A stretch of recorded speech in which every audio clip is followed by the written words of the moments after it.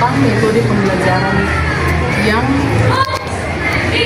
diterapkan di dalam kelas.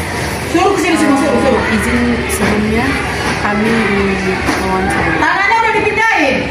Pertanyaan yang pertama, bagaimana cara membuat siswa aktif dalam pembelajaran? Untuk saya ya, soalnya siswa itu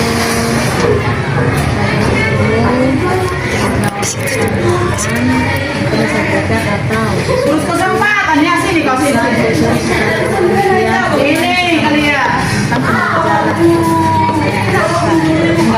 Jadi misalnya atau saya suruh siswa itu membuat Udah sebentar.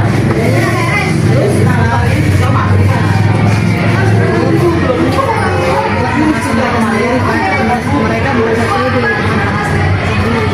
jadi tidak membandingkan hanya misalnya yang mampu dulu hanya kau jadi menyeluruh dia misalnya yang tidak mampu dan yang mampu itu buat dulu dengan kami sendiri aku kita sendiri melalui bahasa orang itu mereka kan menyampaikan apa yang lainnya jadi merasa dia sama jadi itu yang membuat konsep supaya siswa aktif.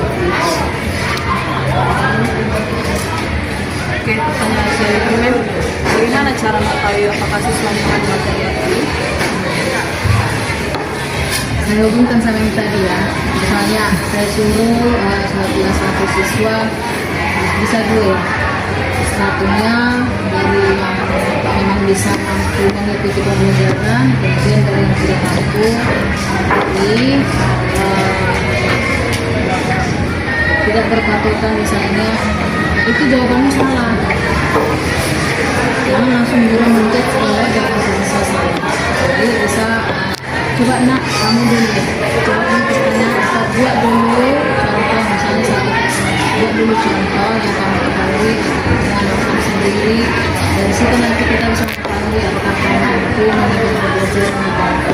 Tujuan yang lain misalnya jangan menggunakan bahasa sendiri, jangan berpatokan sama penjelasan guru gitu kan. Itulah dulu bahasan sendiri nak, gimana contoh dari sini atau apa yang bisa kita simpulkan dari pembelajaran ini pakai langsung. Jadi dari situ kita mampu kalau si anak ini masih sekitar segini 50% yang ikut dia, si anak ini udah bisa. Kalau dengan misalnya tadi untuk contohnya dia sudah paham.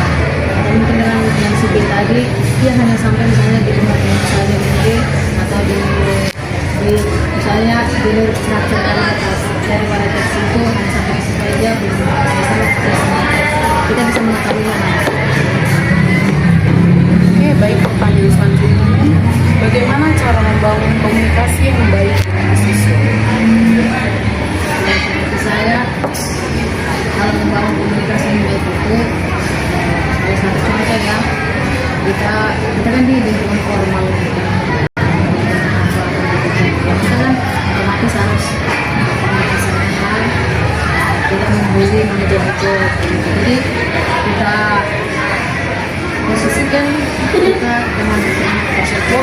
Jadi misalnya kalau si anak ini kan ini sudah mulai belajar ke diri atau masing-masing, kita bisa menyesuaikan dengan lingkungan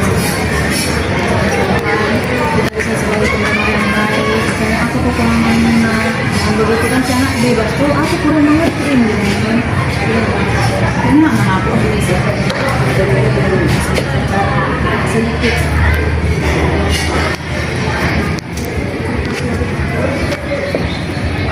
Baik, sekian pertanyaan yang sudah kami berikan kepada kami. Terima kasih.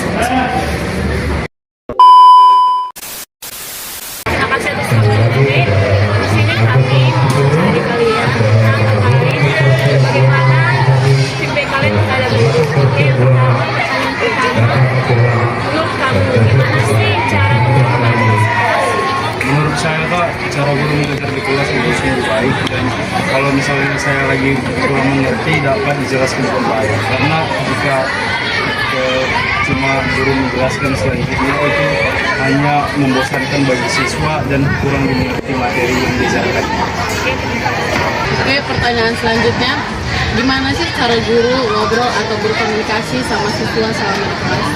Guru berkomunikasi dengan baik di kelas itu baik dan bisa dibilang juga baik karena guru itu menjelaskan pentingnya